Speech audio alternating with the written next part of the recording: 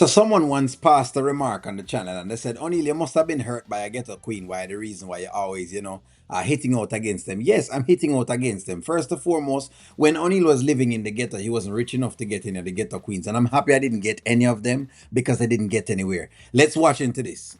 Sitting on her word. She stood on her word. I stood on my word and trying to help change her life, regardless of we together or not. I done put you through school, fashion school. That was a lot, because Yeah. let's be honest, I'm not LeBron James. I ain't Michael Jordan. I ain't got it like that. That put me about my business, then turn around and had to coordinate my brother's money to invest in this situation. And now you don't want to come because you and your feelings about something? Like, what's the reason? All right. So first and foremost, number one, welcome guys to pretty much the Simp Nation.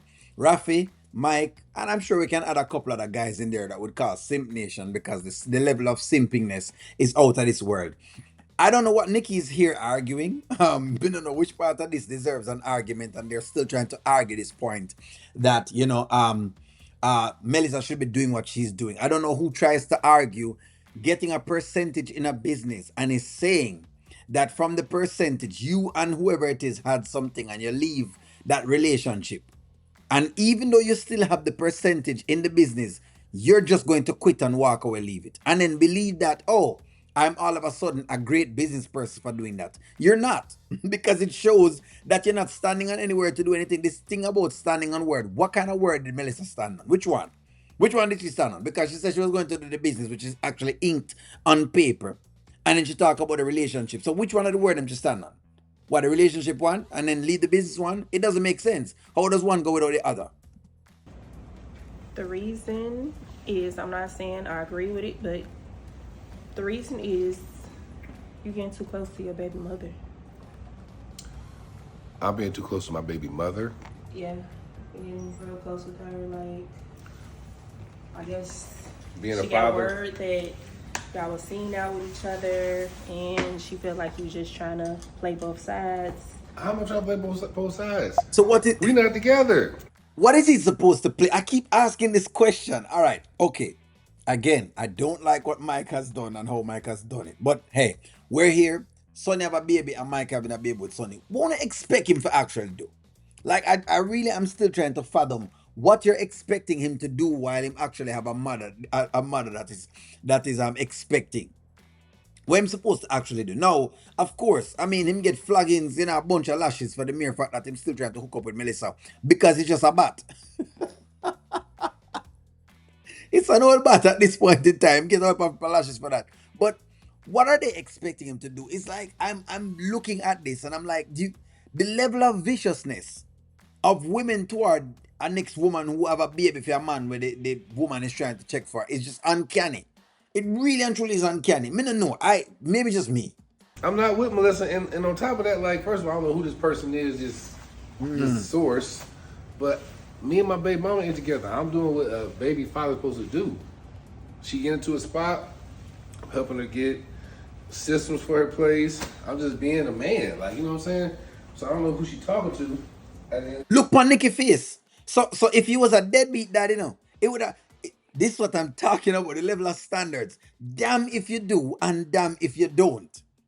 Again, Mike has been an extreme simp and does deserve all of this, but I'm just giving you what they're making Mike play, right? What Mike is playing is the guy that is trying to be this good father by sticking by him baby mother and doing what he's supposed to do. Now that he has done that, inside of the same particular thing, him get levels of upsetness about him trying to do that. Damn if him doing, damn if him doing. If him now don't take care of the child, guess what them are gonna say? Them are gonna say him is a deadbeat father, and guess what will complain? The same girls them we know I said that them want to be with him. That is the funny thing about it. That's why we said damn if you do, damn if you don't. today, but either way go, we together. If J Mo get out of jail tomorrow and they hanging out, what can I say? Nothing. That ain't my business. Maybe you would feel some type of way. I'm not. For what? Why the man gonna feel some type of way and the two of them not together? They're not together. Why am I gonna feel some type of way for? So Jim want clap the cheeks? Messed the money up, Nikki. This girl messed the bag up. Like, I don't know what's up with your cousin, man. That girl, she ain't mentally balanced. She ain't on the same page as an adult. Not don't call my cousin childish. She just her. You are all childish, including Mike. Mike dep on a page where him not balance as well too. So I mean, Mike belonging in the same bracket I'm talking about. This her first business. I don't know. Just I'm Might be her sorry I last. lost the store. I'm sorry. Man. Just like that. Just hey, okay. You invested thousands of dollars, but hey, I'm sorry to hear you lost the store. Hey, you something I talk about? That's what I'm talking about. No, that's exactly what I'm talking. It's exactly why I said I quit the girl from a long time. Again, once the girl quit school one time, that's exactly why I've laid down on the Melissa thing and I've said, listen to me, this is who she is. A quitter is always a quitter. And look at the mentality of different things. You never get anywhere being like this. You think Warren Buffett and Jeff Bezos them just say, well, hey, I guess we just lost a couple $1 billion, huh? Okay. I don't think them just take it down just so easy. I think them sit down and reflect, so them lose it. And them wonder why them lose it and them try to do everything at all them can do to save it. I think that that's what they would do. But that shows you the differentiation between the men and the boys, and it separates exactly ghetto mind of thinking, or a hood as you'd call it. Hood, we call it ghetto.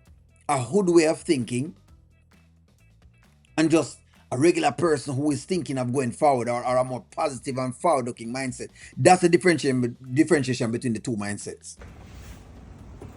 I ain't doing this no more. People, if I meet somebody and they not in a certain position, mentally, business wise, I'm washing my hands. You want some fruit? No, but since you want to talk about meeting somebody, I've been talking to your cousin Hope. You talking to my cousin Hawk? Yeah, we've been like texting. Why? What you mean Why? why? Because it's Why? easier to talk to him than Kobe. Kobe judgmental and You hear that? Because it's easier to talk to him than Kobe. Guess why?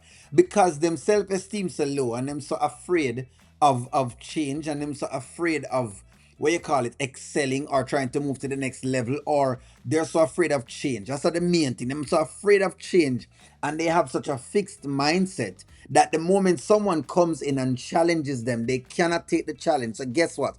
I will go with the evil that I know, which is a Tyrone or a Pookie or a Rere. That's just what it is, you know. This is what we call the spade, you know. And that there lies your ghetto queen. There lies your hood queen. There lies your hood queen. That's the thing with the hood queen, you know. Your hood queen. Y'all call it the hood. We call it ghetto. See, your ghetto queen is just a girl who has a fixed mindset. That's why I say ghetto. While we not the place have something with it, but the mindset is also what has whatever it is with it. Notice where Nikki is stuck at. Jacoby, Hulk. And Hulk is easier to talk to because guess what? Hulk brings no challenges at all. And that is the same thing that's happening with Melissa. That's what's going on. Please, Nikki. I love my cousin. I love my family. No. That's what's going on with Melissa. Me don't know what I'm saying. No, it's not the same thing. Mike cheated, whatever it is. That's not the point. The point is that Melissa has gotten a store that she should be working on, and instead of challenging herself with the store and saying, you know what, me and Mike never work out, but what I'm going to do is I'm going to, from this day forward, I'm going to now use whatever I have in that store and do the best I possibly can and excel to something different. What did she do? She quit. That is the same mindset. That's a fixed ghetto, backward, crab in a bucket mentality. And it only has one thing behind it, which is you make some money so you can buy some jewelry and you can show off. That's about it. It does nothing. There are no assets to look at. None. There are no assets at all to look at. Like this one we were talking about and we mentioned about Shayla. And I said, you know what? Shayla's gotten so much money from Anthony to do so many things. Where is the thing that Shayla have where you can say, you know what? This is her collection from giving up all that pum pum. She don't have none for sure for the amount of pum pum she give up. None for sure. If say, okay, you know what? I made this house. You know what I mean? I gave up, you know, whatever it is. Oh, as a pum pum. Please. But you know, I may be only wrong. Let me know what you think. Like, share, comment, subscribe, and talk to you all soon. I'm coming out. I'm gone.